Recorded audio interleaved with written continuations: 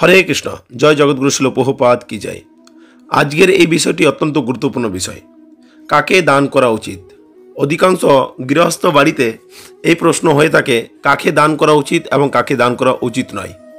আসুন আজকে আমরা ডিটেলসে এই দান করার বিষয়ের উপরে আলোচনা করব। কাকে দান করা উচিত? হরে কৃষ্ণ। শাস্ত্রে বলা হয়েছে, দানের ফল পরকালের বর্তায়।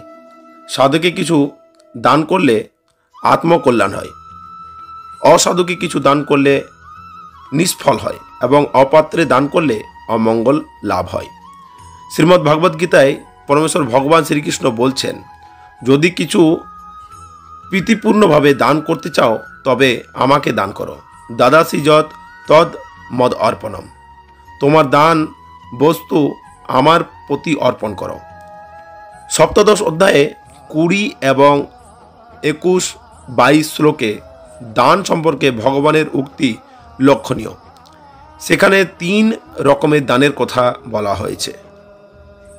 1 সাত্ত্বিক দান, 2 রাজসিক দান, 3 তামসিক দান। আসুন এখন আমরা এক এক করে জেনে নিই।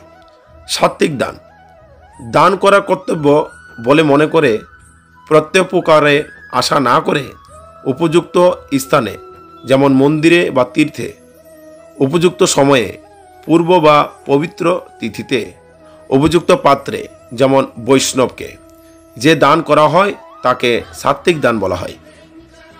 2 রাজসিক দান, প্রত্যুপকারের আশা করে ফল লাভের উদ্দেশ্যে অনুতপ্ত সহকারে যে দান করা হয় সেই দানকে রাজসিক দান বলা হয়।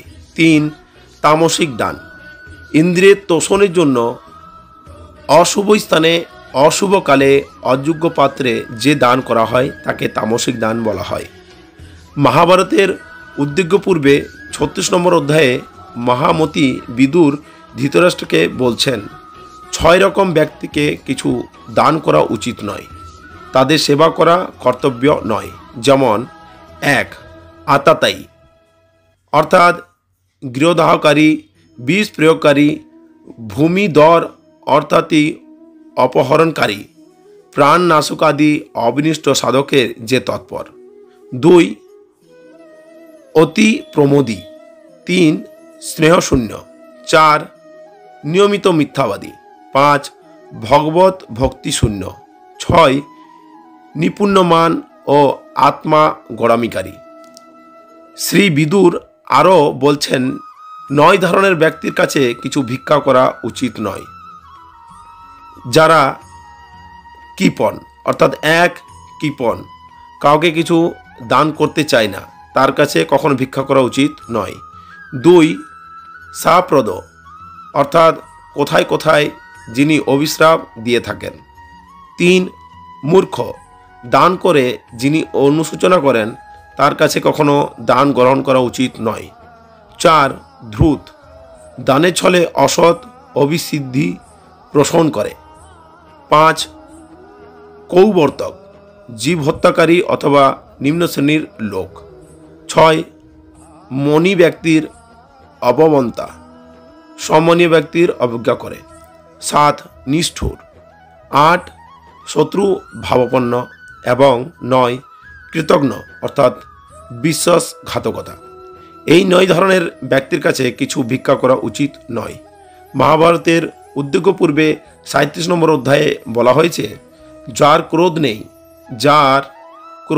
নেই, পাথর ও সোনাতে যার সমজ্ঞান, যার শোক নেই, সিন্ধি ও বিগ্রহ কলহ নেই, নিন্দা প্রশংসায় যিনি উপেক্ষা প্রদর্শন করে, উদাসীনের মতো যিনি প্রিয় ও অপ্রিয় বিষয় পরিত্যাগ করে, সেই ভিক্ষুককে দান করা গৃহস্থের একান্ত কর্ম।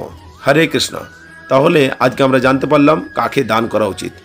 তাই আপনারা যখন দানের সময় দান করবেন অবশ্যই তা বিচার বিবেচনা করে দান করবেন। হরে কৃষ্ণ। জয় জগৎগুরু শিল প্রভুপাদ কি জয়।